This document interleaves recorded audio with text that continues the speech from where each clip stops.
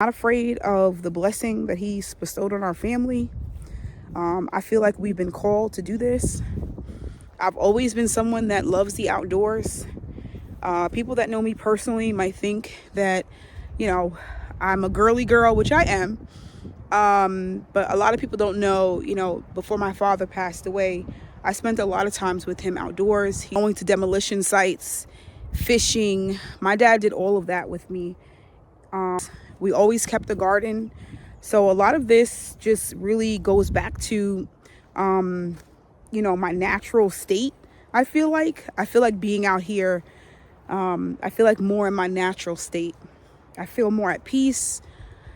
I feel calm. I feel like this is the real soft life for me. Being able to go outside, have fresh air, be around trees, be in nature, wake up to the chirping birds.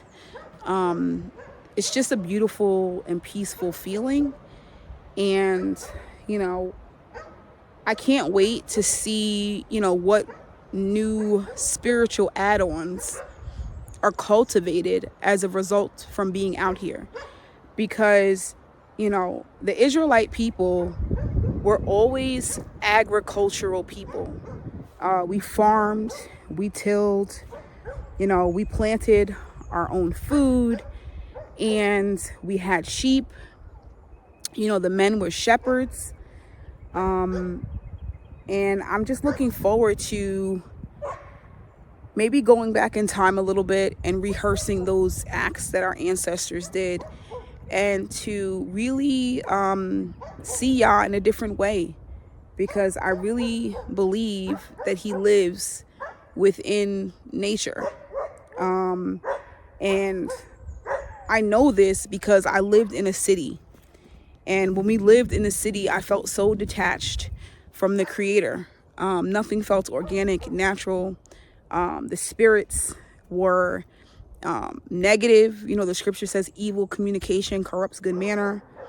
Living in a city, a condensed city, where people are on top of each other,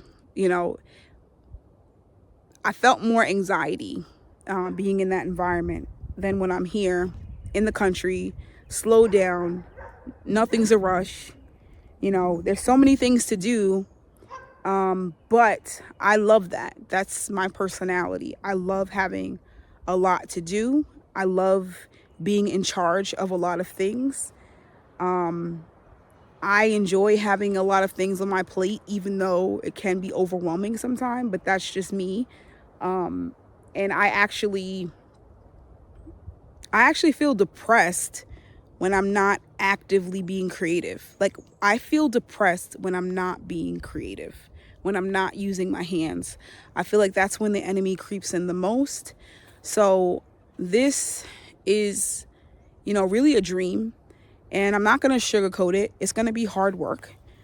There's going to be things that we don't know. And, I feel like we're up for the challenge. And if we weren't, I really believe that Yah wouldn't have sanctioned it, because there's so many opportunities in the past where we could have been like, we're just going to do it. And there was a stumbling block. And the Most High just showed us that we needed to go in a different direction, or we wanted to do it with certain people. And the Most High was like, no, not in this season. So the way everything happened so smoothly, just rapidly, it just like one domino effect after another domino effect, really was an indication to us that, the Most High is with us in this endeavor. So why would I be afraid? Why would I be scared to follow my dreams? I think I'm more afraid of not doing it than being here. Like, I was more afraid of not doing what was planted in our hearts to do than to not be here. So I don't want to ramble. I don't want to take up too much time, but thank you for watching the City of Refuge Homestead. Shalom. Stay tuned and stay righteous, as my husband always says. That's the end of the video. Be sure to like, share, comment, and subscribe. Thank you for watching the City of Refuge Homestead.